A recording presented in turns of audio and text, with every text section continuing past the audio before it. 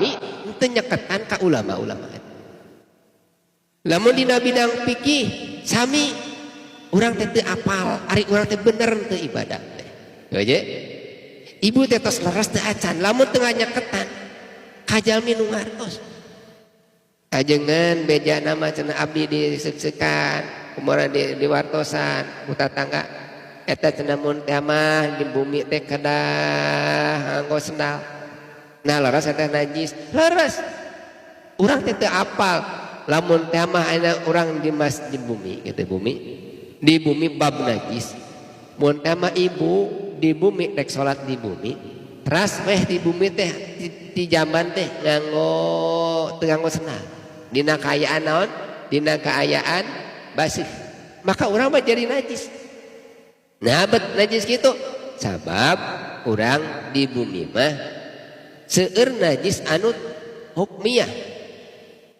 Margi cara najis ngaleungitkeunana aya najis mutawasitoh, aya najis mughalladoh, aya najis mukhaffafah. Najis mughalladoh najis anjing sareng babi.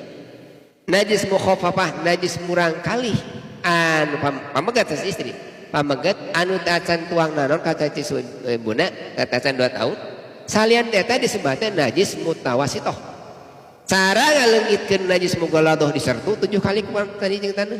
Cara ngaleungitkeun najis mukhaffafah cukup dicepret, salian najis mughalladoh jeung najis mukhaffafah disebat najis mutawasitoh.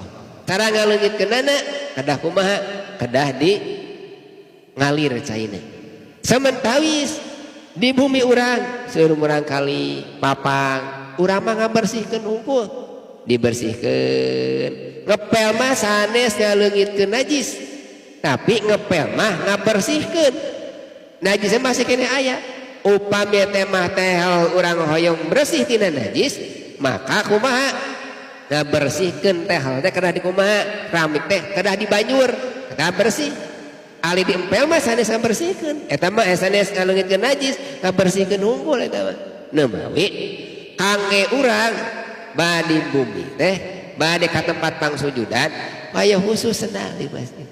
Moal terang kana palebah eta upami urang teh nyakatan ulama dina bidang syariat. Moal terang urang kumaha